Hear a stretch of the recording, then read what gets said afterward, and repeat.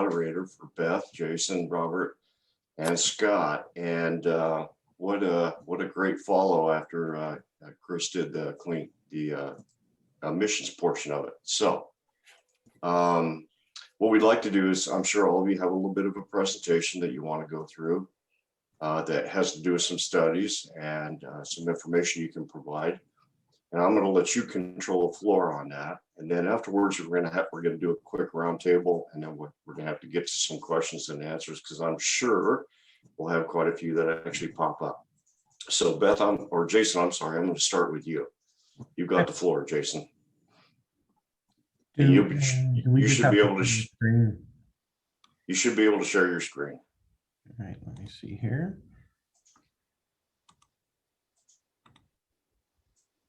Okay, we should be seeing the presentation now, correct?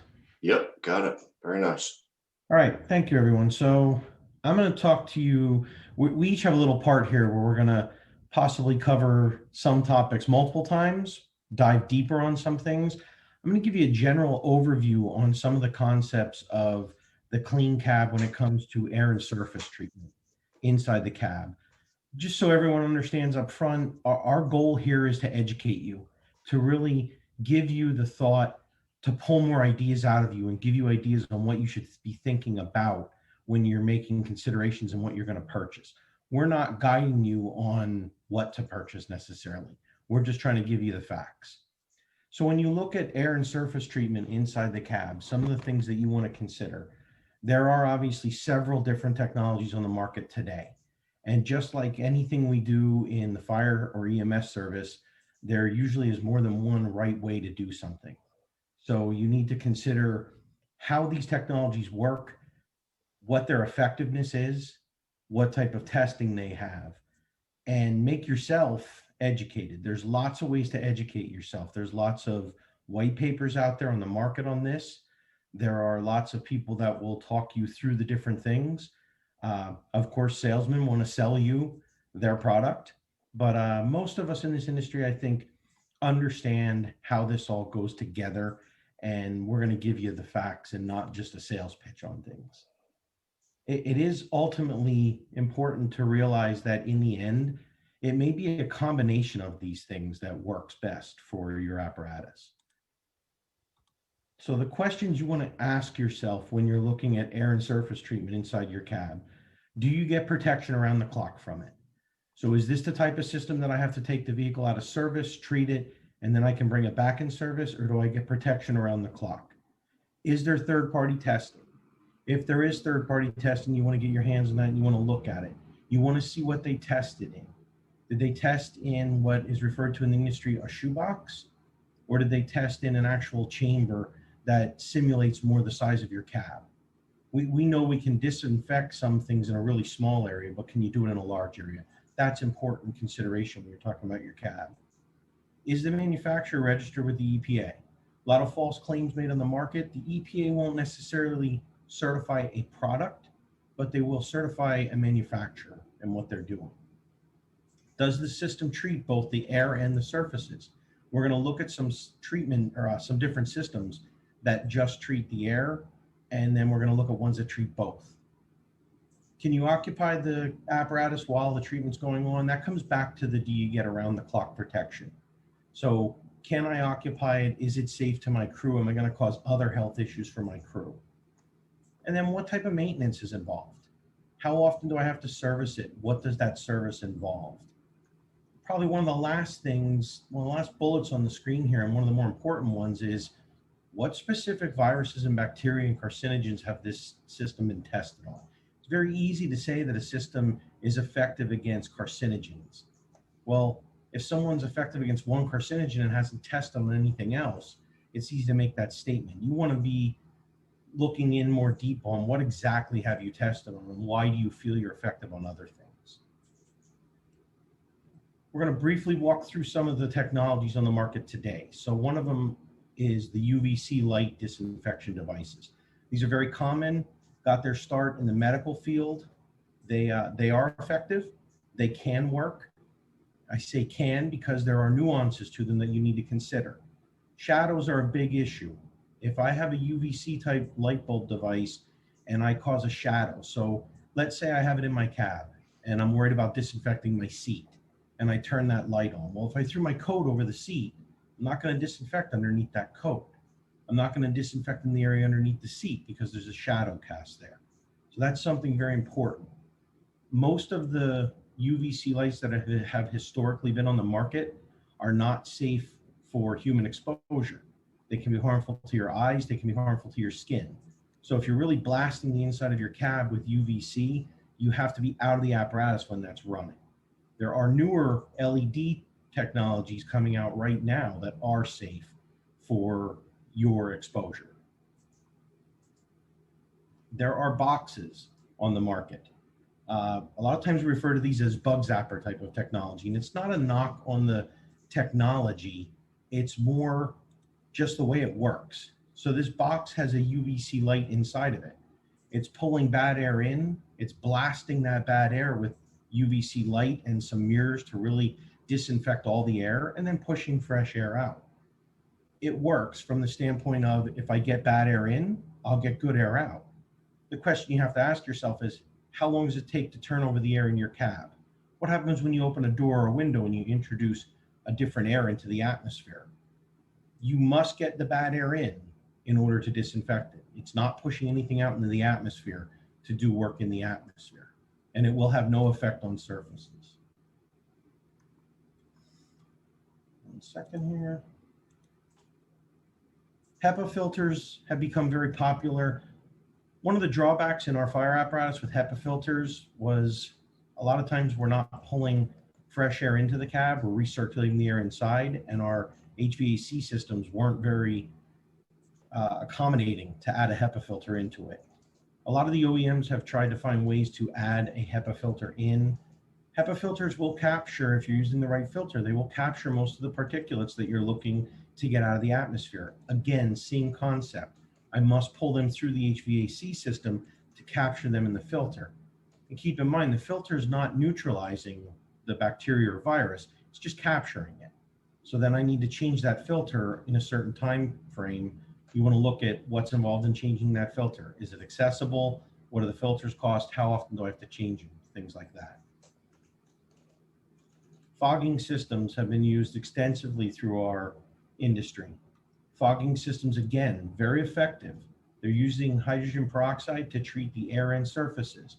When you fog a vehicle, you will typically disinfect the entire interior of that vehicle. Things to consider.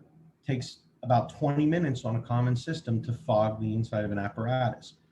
That means you can't be in that apparatus and you have to be out of service because you need time for that fog to dissipate. It's not safe for the occupant to be in there in that fog. The other thing is, when you do a fogger, you're disinfecting everything right there at that time, but it's a static event. It's happening right then and there. As soon as I pull the vehicle out, if I bring a contaminant into it, there's nothing left behind to fight what I brought in until I fog it again.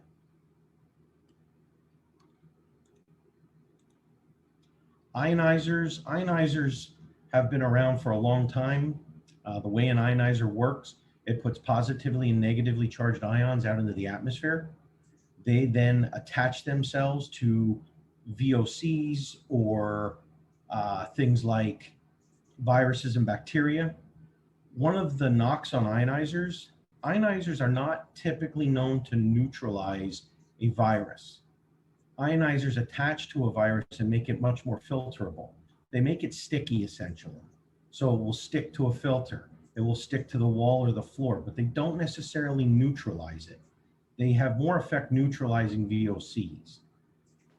If you're gonna go the ionizer route without getting into legalities and talking about everything that's going on in the market today, the biggest thing I could say is research it. There are several lawsuits in the industry right now because of people making false claims with ionizers. No one that's on this call, we're not picking on each other, but it's definitely happening. So you definitely want to educate yourself on the ionizers. The last one I'm going to briefly touch on, and then Beth's going to go more in depth on this, is photohydroionization or dry hydrogen peroxide. Very similar to the fogging system, it's using hydrogen peroxide as its active ingredient that's working in the cab. The difference here is it's using it on a much lower level. So it's a level that is 100% safe for your occupants to be in while it's running, and it is effective. It's been tested. There's test documents on chambers that it's used in to prove that it works and what its effectiveness is. These give you around the clock protection, 24/7, 365, as long as you have them turned on. Last few slides that I have here, one of the subjects that Scott and Robert are going to touch on more is the NFPA codes and the carcinogens. And there are so many different things out there, so many studies that have been done over the years.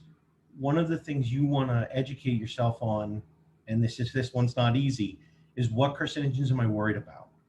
I'll give you an example. If a device says that it's effective on a certain carcinogen and they didn't test on anything else, and then you find that carcinogen is not present in your fire apparatus, then you really don't care about that. So it's important to consider what carcinogens we are facing.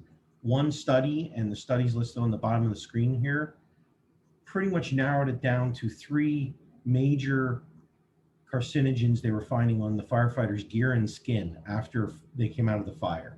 That is fluoranthene, benzene, and benzoapyrene. So those are some of the things. NFPA has a more extensive list of additional carcinogens that have been tested and found to be an issue in the fire service. I believe Scott and Robert are going to touch on that more. And then the last part of my interaction here is the seating material. There has been a push in the industry for a while to go with vinyl seating because it's easier to clean. The ambulances use vinyl seating a lot. Very simple to wipe down, very easy to get everything off of it. There's things you can do to the seams to protect them so nothing can penetrate the seam. Problem in the fire service, the vinyl is not nearly as durable as the other materials. EMTs aren't typically wearing bunker gear in that seat, so they're not tearing it up the way the firefighters are. Vinyl is less durable and very susceptible to tears and punctures. Another option is cloth seating. Cloth is more durable than vinyl. It has ripstop in it, so it's resistant to tears, but it has fibers that can trap the contaminants. So that becomes an issue. So if you're going with a cloth type of material, you want to consider, how do I clean that cloth? Several of the seating manufacturers have removable covers. So you could unzip the cloth, throw it in a washing machine, dry it out, and then put it back in. Things to consider: what goes on when that's off? When I've removed the cover, is my vehicle out of service? Do I have a second set of covers that I put on so that I can wash one set and have one set in the rig? What's underneath the cover? If there's exposed foam, am I going to get a contaminant on the seat foam and then trap it in there? These are all things you want to consider. And the last slide I have is on the advanced materials, something like a Cordura material. So these look just like cloth, but they're not. They're not vinyl either. So they wear much better than the vinyl, extreme durability out of them, but they clean like vinyl. They don't have a fiber with a weave that can trap the contaminants inside. They can be wiped off just like vinyl. And most of these are treated with an antimicrobial to give you an added benefit. And that brings us to the end of my part of the PowerPoint. I will Thank you, Jason. stop sharing the screen here. Thank you. Question for you, Jason, is vinyl still a porous material? I'm sorry, say that again. Is vinyl still a porous material where the vinyl can still absorb? It can, and there haven't been enough studies. I think everyone just assumes that vinyl doesn't absorb things because they wipe it and they see that they've wiped it off. But I haven't seen any advanced testing that determines whether or not like a pathogen can get down into the vinyl or not. Okay, very good. Thank you. Beth? Yeah, hold on just a second.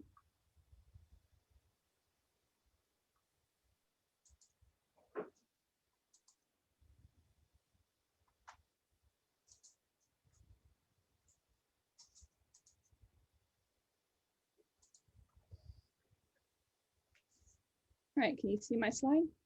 Yeah.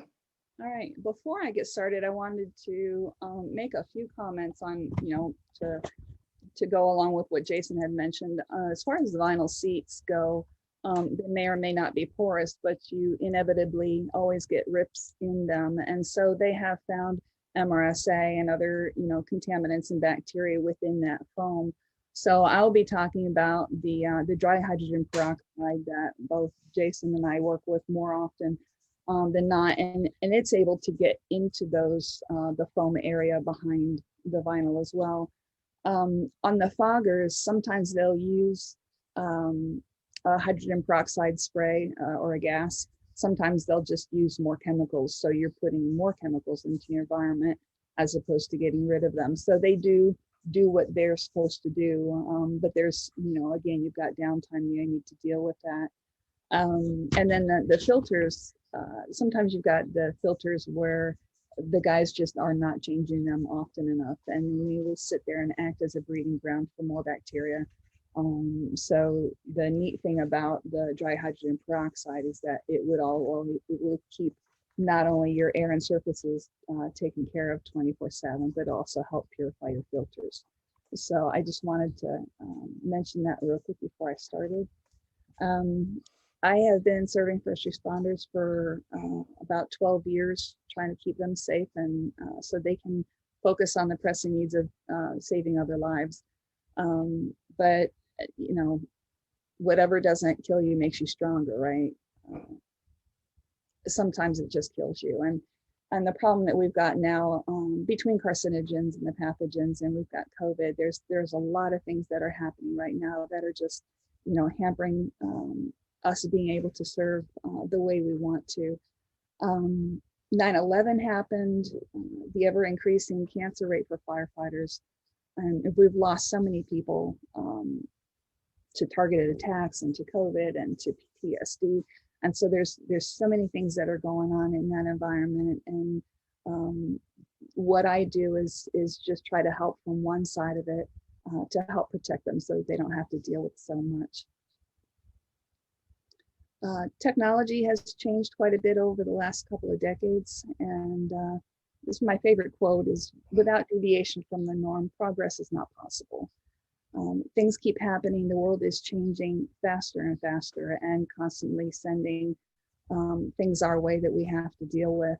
And technology is getting a lot more advanced as well. And so we don't want to always use what we've always used. We want to look at what's been around, been proven, and adjust accordingly to see if we can find safer ways to do things. When I work with first responders, they don't typically want to see the data, or they don't want to read the white papers or the university studies or anything like that. So I did put a little video together to give them an idea of what dry hydrogen peroxide actually does.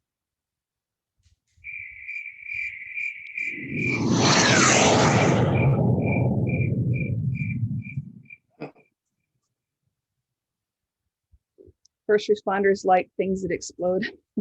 So I gave them something that exploded. But the dry hydrogen peroxide literally explodes the outer shell of the contaminant. Sorry, I didn't want to do that.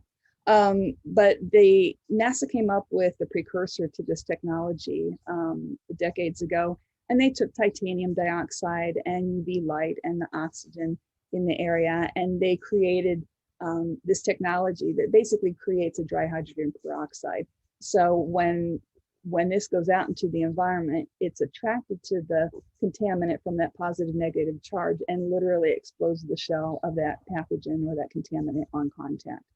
And then, we've got several innovative companies that have taken that type of technology and improved on it greatly, where they've, taken the titanium dioxide and, created a different mixture of metals along with that, made it a lot more aggressive.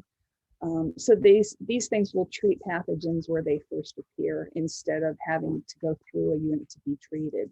So we work with OEMs on the ambulance and the fire apparatus side, as well as buses and other things. And so you can put these into the HVAC system, or we've got portable, there is portable units available that a lot of different companies have. So but this is able to affect the air that you're breathing constantly and the surfaces and the fabrics. When we work with firefighters, a lot of the times, this technology will get into their gear and purify that within about 30 minutes, as far as, being able to tell that it smells better. But that's just, something that we've seen with this type of technology. This is a cutaway of one company's technology. What they would use is UV bulb inside and then powder coat titanium dioxide and a couple other proprietary metals on that honeycomb cell or that matrix. And so every surface where this bulb will hit that titanium dioxide, it creates more aggressive dry hydrogen peroxide to go out into the environment, and then start annihilating contaminants for you.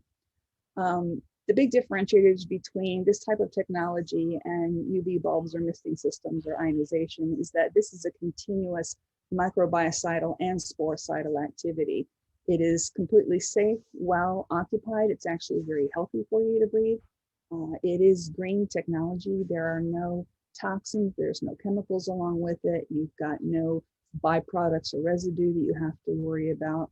It will degrade toxic chemicals like formaldehyde and toluene. And everybody's always testing for the latest and greatest thing coming down the pipeline, but that takes a lot of time sometimes. So, but it is safe for equipment, for sensitive equipment. A lot of this has been used in healthcare facilities and hospitals. I've been working with EMS for about 12 years, and we've had no issues with sensitive equipment or anything like that. So it is just as effective on soft surfaces and fabrics as well. So again, a lot of us will be working with the OEM on the front end. So we've got manufacturers that will put this in as an option when asked for it, and they can put it in when they do the build on the first time. And then if they ever want to do rebuilds, there are, in addition to induct systems, there are portable systems like you see here that you can put into the fire apparatus and take care of the cabs as well. Some of the comments that we've got on this type of technology from firefighters is that by the time they leave the fire and get back to the station, the cab is already clean. They don't smell anything and they feel just that much more healthy because of that. Oh, Beth, so with that, by the time they leave the fire and get back to the firehouse and they're clean, I'm assuming that they've deconned after the fire too. No, they hadn't. I mean, you'd have to talk with them about that. I'll have to, make sure. But I know that they did not do anything else in the cab during that time. Okay.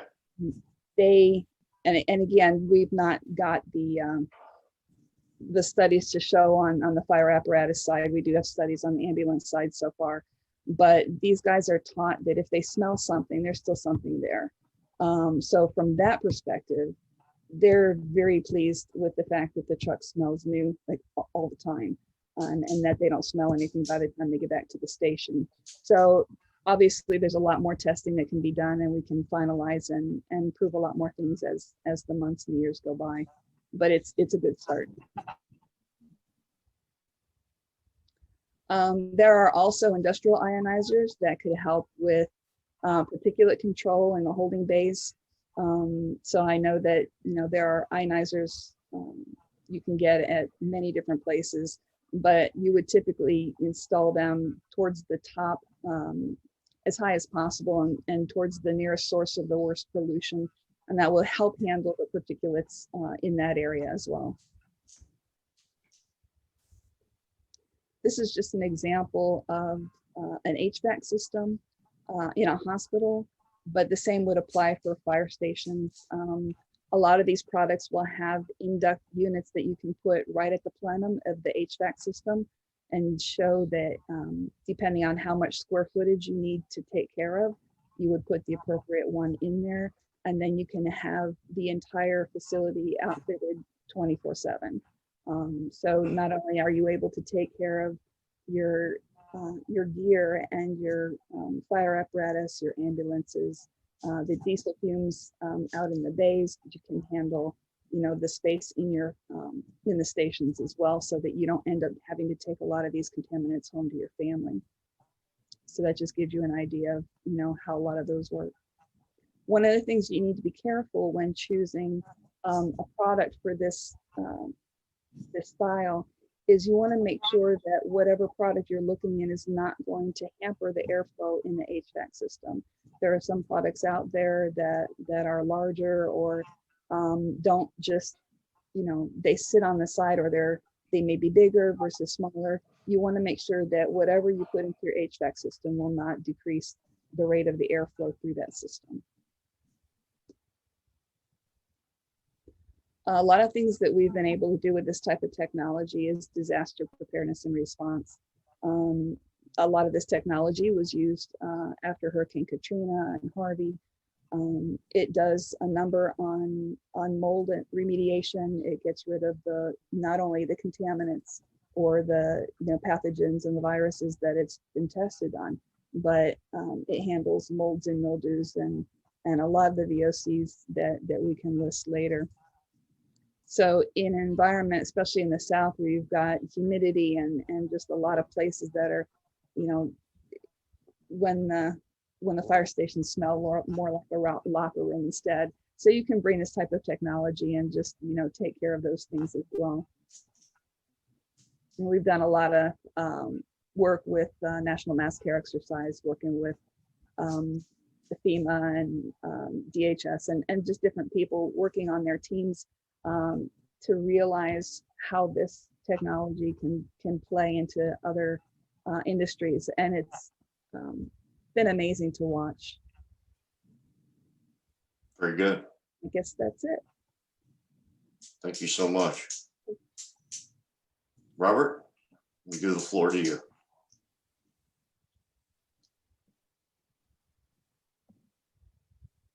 Okay.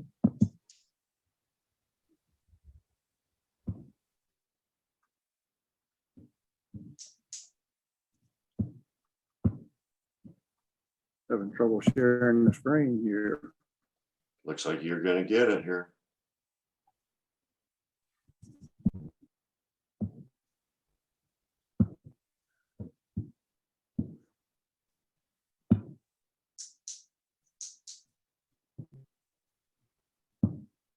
It says I'm screen sharing, but I'm not. Yeah, now click the PowerPoint there. There you go. Okay, now have we got it going now?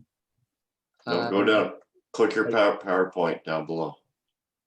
Right, there you go. We got it? Yep. There And you then go. click, if you All go right, to the bottom wonderful. right, if you go to the bottom right where that negative sign is, there you go. Beautiful. Okay. Thank you. Thank you. My apologies. First of all, greetings from the North Carolina State Fire Chiefs Association's annual Midwinter Conference, occurring in spring this year because of COVID. But we're all excited here because we're not having to wear the face diapers. And good crowd coming in for it. Let's go to the elephant in the room, if you will. Should SCBA be removed from the cab? I know I was, indoctrination was, if you can do something before the fire, do it. Don't wait until you get there. And so I was a huge proponent of, yes, the SCBA must be in a cab. And, you know, if I can sleep, it'd be even better. As we learn more and more about it, it seems to me that probably they should be removed from the cab. Well, I'm sorry I'm not able to advance the slide.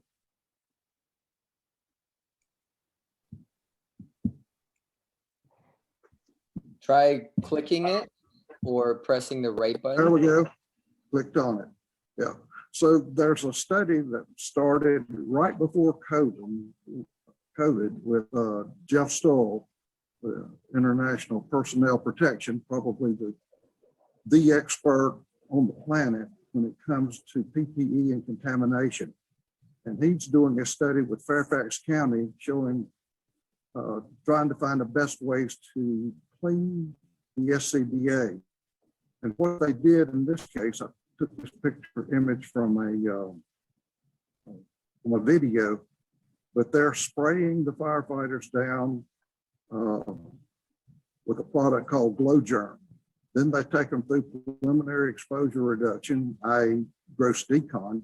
Then they put a UV light on to measure the effectiveness of how clean they were, how good a job they were doing cleaning the firefighter.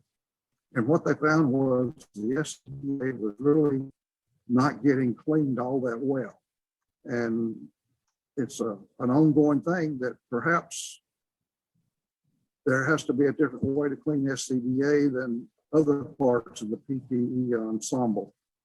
Unfortunately, this study had to be halted because of COVID. Hopefully they'll resume it real soon.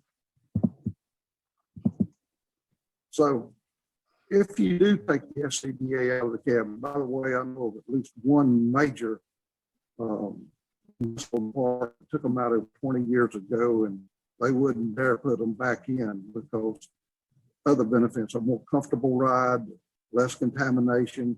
They're very schooled in donning their SCBA very quickly. But in this situation right here, that's taking up a lot of real estate. So that's a huge deal. If you take them out of the cab, where do you put them? Here, they've made a little more compact, about the same space, and they went with 3 instead of 2. But this might be the better option right here, where you have a have them in the rear of the truck. We'll slide out tray and they're mounted so down quickly and start with fire suppression. Another thing I want to talk about when it comes to clean cabs, they say, well, take your turnout gear off, bag it, so you don't have to put it in the cab to begin with. But looking at this photo, obviously the turnout coats are off, but look where the hose is on this right here. That's contaminating the clothing that's being worn beneath. That firefighter will go and probably sit down in the apparatus and go to the station and sit down in a recliner or the kitchen table, and the cross-contamination continues. Also note in this photo that none of the firefighters are wearing gloves. So, unless they clean their hands thoroughly after loading the truck, they're going to be taking contamination into the cab and then to the fire station. We're talking about seat covers. Jason was covering that. Don't forget the belt covers if you're going to go that route. These things are easily removable. You can clean them, you can have a spare set, but this is an option to consider. The other one, other thing I want to mention, some things saw in the European fire service, and look at the color of the grab rails. I'm not aware of many apparatus in the US that use a color like this. Not only does it help you see the grab rail when it's in low light conditions, but if something looks dirty, it probably is dirty. And that color right there, it's going to get dirty and you're going to be able to see it. Also, want to put the cab force a little bit. That's something that probably a lot of departments don't bother to specify when they buy an apparatus, is what kind of flooring do we want in the cab. When I look at this one, I just cringe because that's the only way I know you can clean that would be to pressure wash it. Here's perhaps a better option. And then back in European, look at what they have here, sort of a vinyl flooring. You've got the colored handrails, and another picture here, and it's a light color. It's not a black color, and that's a floor that's very easy to clean. Then this is another picture that struck me, and this apparatus is at least 6 years old when I took this photo. Again, look at the color. It looks like it probably is dirty. Again, bright handrails. And the other thing that strikes me with this, if you're going to wipe this down, clean the inside of the cab wiping, notice you don't have the hard 90-degree angles to have to deal with that are reset. So something I think would be help to facilitate cleaning of cab interiors tremendously. Another concept I'd like to share with the audience is And I think this is being done maybe in South Florida and some other areas. But think of your decontamination units. What if that was set up, maybe you could have a car or something built in it, but it's got spare PPE, spare hose, spare nozzle, some of the more commonly used fire tools that are already clean, and you just swap out on the scene when this rig comes in, which is in theory serving multiple departments in a region. You could scale down and not have that big tractor trailer rig and have a rig similar to this, or getting even more basic. The idea is just keep the dirty stuff off the truck and out of the truck once you're on the scene. Just don't worry about taking it back to the station. Then another concept I'd like to share, just came across this recently. This is an artist rendering of a new fire station being built in Montana, Central Valley Fire District. And this is the station right here, but out the other end of the parking lot, they've got a proposed decon bay, totally standalone facility. This is sort of a better drawing of it. Obviously in Montana, you have the benefits of lots of spaces, but you can actually take the truck in there, and then we'll get a little closer look at the floor plan. This is the apparatus bay here. How did that happen? Here we go.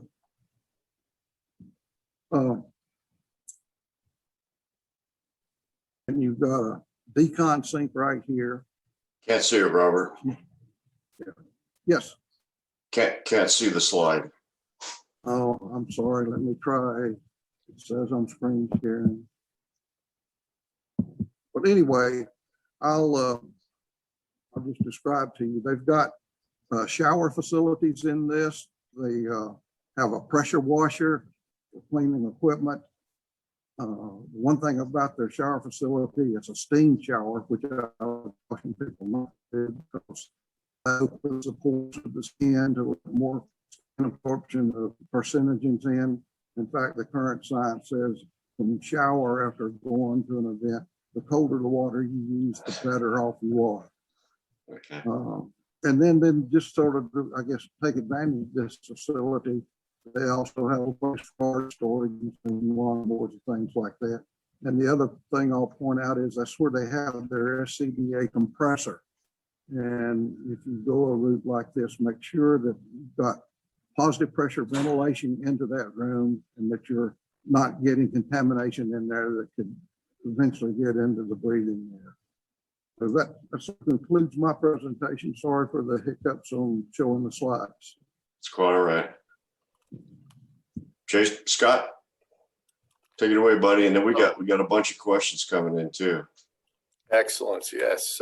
Hopefully you can all hear me now. I'm just sharing my screen. Give me 1 second. So I'm there. Let's see if I can get my PowerPoint going from the beginning. All right. Can you see that? All right, everybody.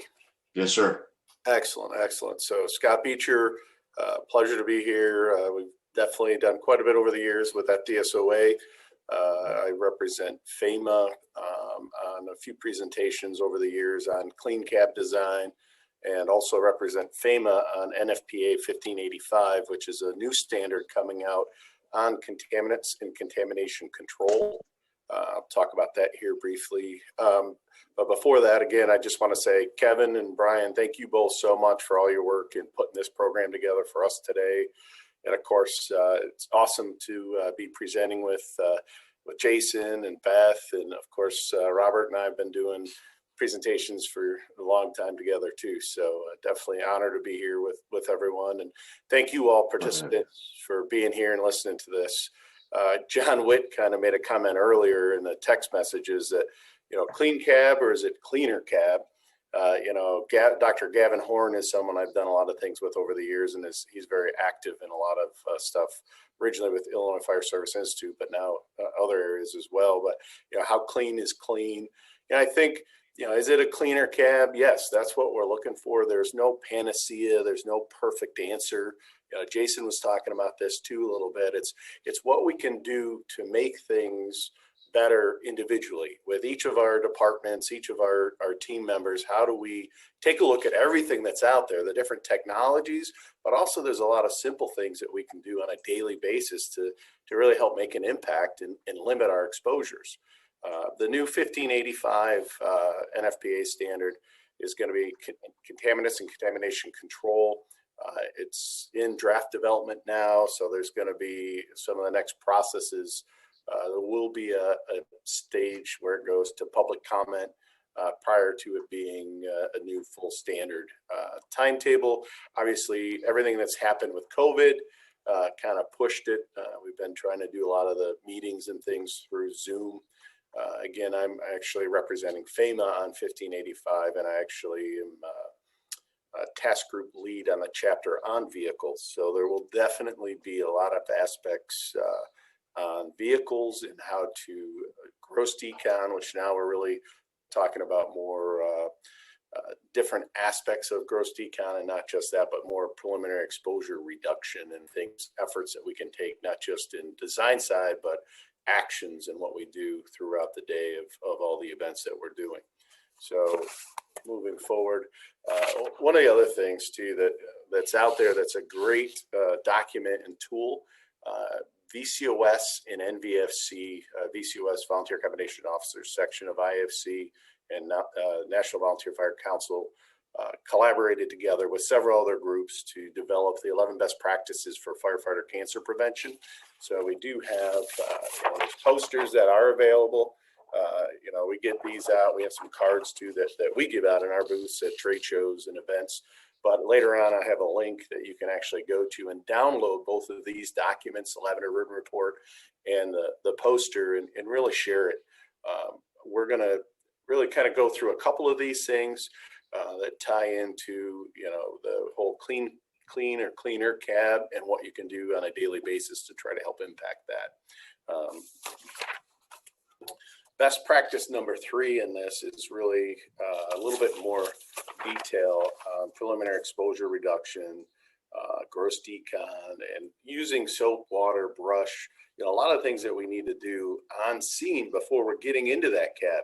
There's a lot of things design engineer wise that we can do as we look at either building new apparatus, speccing new apparatus, but also our existing trucks. What can we do on the interior inside of that to keep it clean, to update things, to change some things, to really help mitigate some of these exposures. Best practice number 8, again, gets into wipes, soap and water, should also be used to decontaminate and clean apparatus seats, SCBA, interior crew cab areas. Definitely after the incidents, personnel are exposed to products of combustion.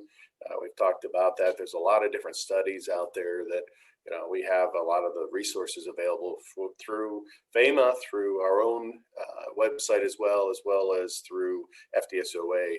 There's some great resources that we can look at and be able to do. There's a question right now for you, for everyone. If you could answer that and respond. Moving forward, maybe. There we go. So the other big one that, is not necessarily the clean cab, but it's something that I always really drive home.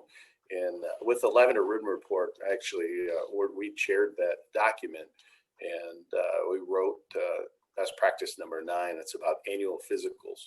So back several years ago, we sponsored the Get Check campaign with the IFC. And that was something that we really feel strong about. You're exposed every single day, whether you're a firefighter mechanic, people working around the apparatus, working in the stations, being able to get that annual physical. There's so many people personally that I know that are firefighters, mechanics, chiefs that literally, because of this best practice, because of the Get Check campaign, have gone and gotten their annual physicals and were able to catch something early and truly get treated and either be in remission or be able to stop it before it became a true health concern. So there's a lot of things out there to help with the annual physicals. Not every department has that as a standard, but even if it's something for yourself that you can do with your own physician, IFC has a fantastic physician's guide written by physicians for physicians. And that's something that we have as a link on our site, and I'll make sure that everyone has that. We have, that's just something that's a great tool that any firefighter can take. And if their department doesn't do annual physicals and their own personal annual physicals can take that document, share it with their own doctors. Clean cab considerations, dirty cab, dirty gear is no badge of honor. You look at, I think it was a chief at Phoenix one time, went to the training ground and some new recruits were literally drove over their turnout gear to make it look worn and broken in. And, just talked about that it's not a badge of honor anymore. We've got to, and we have really changed so much on the stigma behind, the dirty faces, all the manufacturers and suppliers. We've changed a lot of our marketing material to make sure that that's not the image that we're trying to perceive out there. And I think you're seeing a lot more involvement on the different departments. So as you look kind of today's toxins, we have modern residential fires. There's just so much more plastics and chemicals. Flashovers happen so much faster. The things that you have to do, and NFPA 1585 will get into some of these aspects too, of course. But as you're on scene and you leave your windows down in the cab, or you don't have closed ventilation systems for the cab when it's running and sucking air in, there's a lot of those things that you really need to look at and stay positive and focused on to make sure that you're rolling those windows up, doing some of the things and cleaning yourself and your gear before you're putting it into that cab. Other types of fires, and this is the other thing too, that as you're pulling up, whether it's a rescue truck with stabilization equipment, extrication tools, you're doing a vehicle fire, or if you're working on dumpster fires is another huge one that a lot of people don't even put on their turnout gear for, their SCBAs for. And that's something that you don't know what's in those fires, what's in those dumpsters, what's in the car that's burning. And those carcinogens, those gases, all of those fumes are getting into the cab, they're getting all over you, and are things that you really have to focus on and really treat these as serious as you would a structure fire, and how to treat the cab and yourself for cleaning. Sorry about that. Just other types, we said vehicles, dumpsters, common fire exposures to carcinogens, during the overhaul process, soot particulates, hazmat incidents. I think one of the studies a while back that Illinois Fire Service Institute did was looking at firefighters, whether it was a firefighter fighting the fire, firefighter doing overhaul, the engineer that was on the pump panel, and did a lot of testing on the blood level testing. And one of the heaviest exposed one was really the engineer, because they're not sitting there with wearing an SCBA. They're in exhaust of the truck. They're in the blow off exhaust from the fire, the fumes. These are so common things that you're doing every single day, that there are certain steps that you can take on preliminary exposure reduction, as well as wearing your SCBA when you're doing these events, so that you're not exposing yourself and then bringing that into the cab. Gross decon is something that there's a lot of things with the cab and the truck as a whole, that there's inexpensive ways to run water lines, to have wipes, have soap and water to be able to clean yourself and clean the cab before we're getting into it, before we're leaving the scene. With the practice, you should immediately follow the incident. Personal protective equipment should be worn when you're doing it as well. Those are some key focus points that you got to look at. And we've already talked about, the interior cab surfaces. You look at more fluid, soft surfaces that are smooth, less corners, less sharp angles. As we design new apparatus. Keep these things in mind as you're looking at the flooring, you're looking at the different coatings on surfaces, and then read product owner manuals for the types of cleaning supplies that are recommended by the product manufacturer. And then easy to wipe and clean surfaces, not collect soot or debris, clean often. And I know we saw several pictures of this earlier and looked at that. Exhaust options and even the presentation earlier today, from Chris with Cummins was fantastic too. You look at exhaust, you look at whether it's a station mounted system, hoses, air ventilation, or vehicle mounted system. If you have a system, know what it is, how to use it, how it ties into the apparatus, and how to service and maintain it. Those are key pieces. Filtration systems, UV, the different technologies that we've talked about today.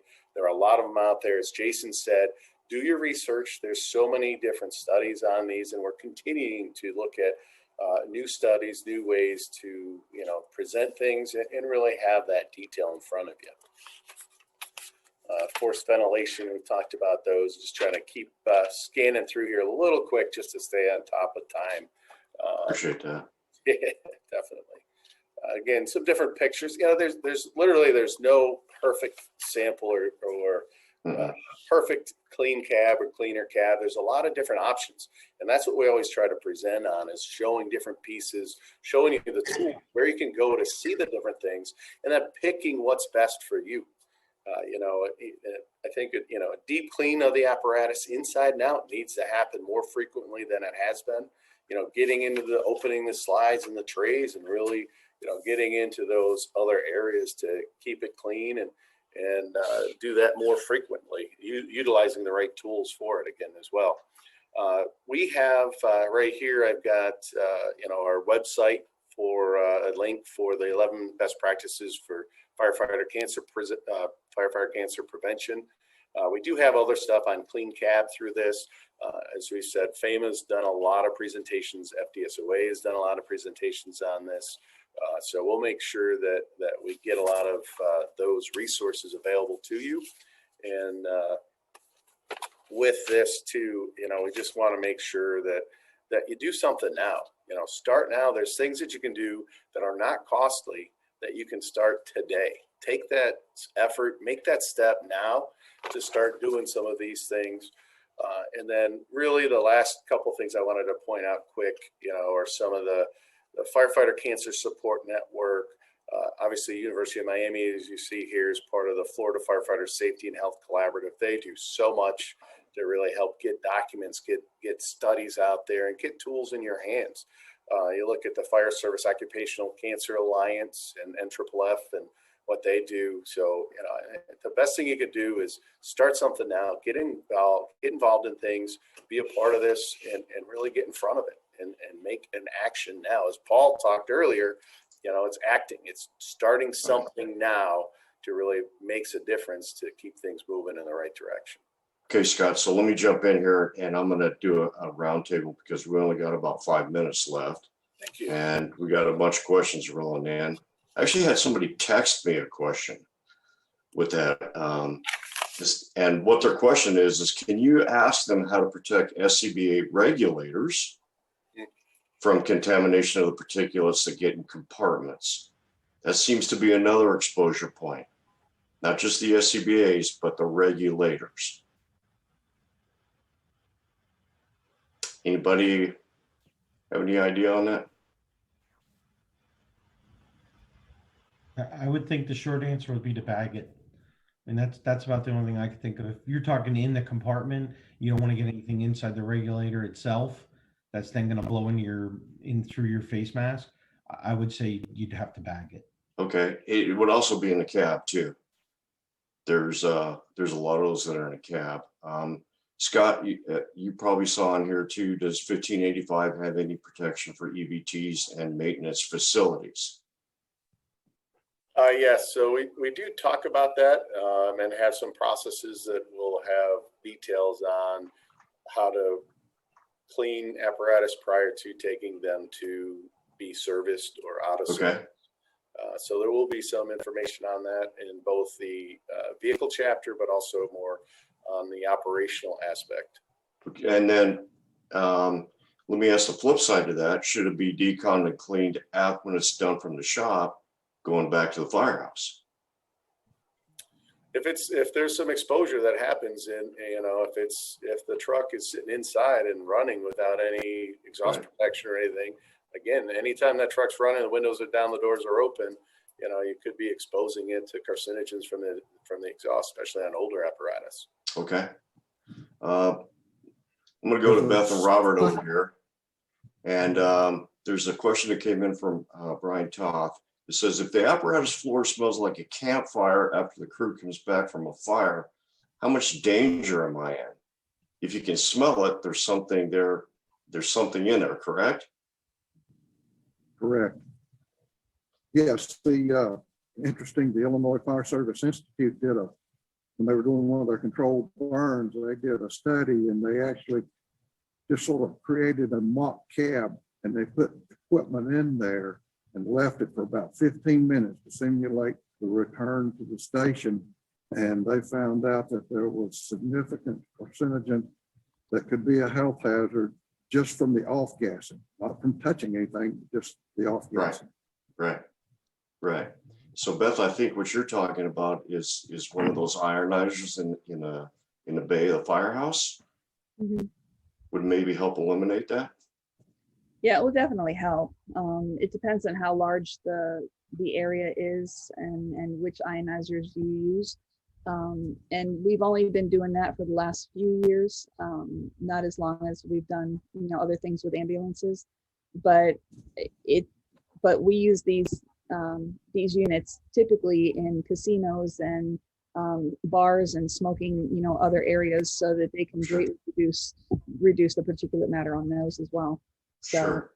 that's what they're used for. Another question for you is, when you were talking about that, the system that actually you can retrofit to a truck Mhm. and or you can include it into the truck when it's built, how long do they typically last? And how much maintenance do they need?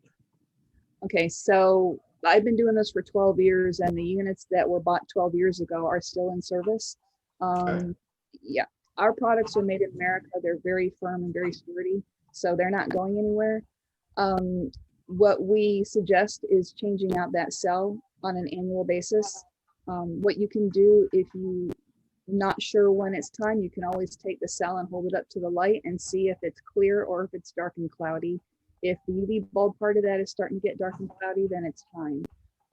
Some people can last 2 years, but because we deal more with healthcare and first responders, we recommend an annual replacement of that cell. Other than that, there are no other issues that we've seen so far. Very good. Scott, there was a lot of stuff that came in for the new NFPA side. I think you answered those as we were going through the program. I appreciate that. And Mr. Witt says, do you think we should use the term cleaner versus clean? I've also heard, should we use it as a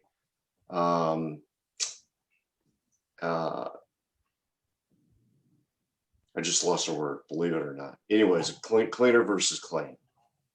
How clean is clean, right? I mean, that's, Right. I hear Gavin Horn say, Dr. Horn say often too, and he's involved too with NFPA 1585. But, and we're kind of getting away from the term gross decon to preliminary exposure reduction. Mhm. There's a lot of different variances, and a lot of this detail will be in 1585. But unfortunately, I don't even have a timetable for sure of when that's going to public comment or the next steps. I don't know if anyone's been involved in NFPA before, but it's a great effort. It's creating a new document takes a lot of time, a lot of effort from about 65, 70 people involved. So keep an eye on that. We'll keep putting stuff out there as it's available. And there are a lot of other NFPA standards that do impact this and have a role in design side and other stuff.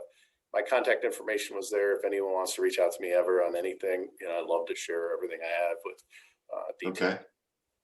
Okay, last one.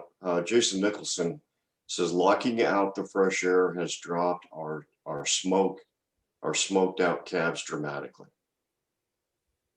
Absolutely, and closing the windows. You gotta close the windows if you're sitting there on scene. I still drive by something. I'm always looking at that. Right. It really does. You got to stop that from coming in. Right. Leave the door open. Right. And then I notice a lot of times we're talking about structural firefighters versus wildland firefighters. And I think that is starting to roll around now too on the wildland side, just as much as it is on the structural side. They're being exposed certainly to a lot of carcinogens and other, constituents from combustion. So they have to look at it as much as structural. Right. Very much so. Hey, Brian, maybe one last kind of final thought, comment from anyone, and then we're going to move on to the next event. Okay. Anybody have any last comments? And I know a lot of it is just knowledge based. You gotta teach the people. You gotta help them understand while we're doing this. Any quick summaries? I'll say fast. You started. You're here today. All of you are here today that are paying attention to this. You're doing something. Take it to that next step. Implement something from this that you see. Share. That's what you got to start with. The biggest thing I'll say is use us as a resource. I mean, we're here to help. Beth and I both have hydrogen peroxide devices that we pitch and sell all the time. We have the experience with it. Please reach out. Beautiful. And I will say that I can't overestimate, wrong word. I can't overemphasize how important it is to get the data, to do your research, do your due diligence, primarily because of COVID, at least currently. Everybody's coming out of the woodwork saying, we do this, we do that. They don't have the data to prove anything. Have they just showed up during COVID, or have they been doing this for years for that? So get hard data. Don't believe everything you see or hear. Get it in writing. Find out what the hard data is so that you can make an informed decision. Perfect. I would suggest that everyone follow the development of NFPA 1585. Will probably be open for public input second half of this year, maybe latest fourth quarter. You don't have to be a member to make a comment, but it's a very comprehensive standard. And if you adopt it and follow it, it will fundamentally change the way we do business. Awesome. Thank you so much, everybody. You did a great job, and keep up the hard work. We greatly appreciate it. Thank you. Thank you. Thanks, Jason. Thanks, Beth, Robert, Scott, Ryan. Much appreciated.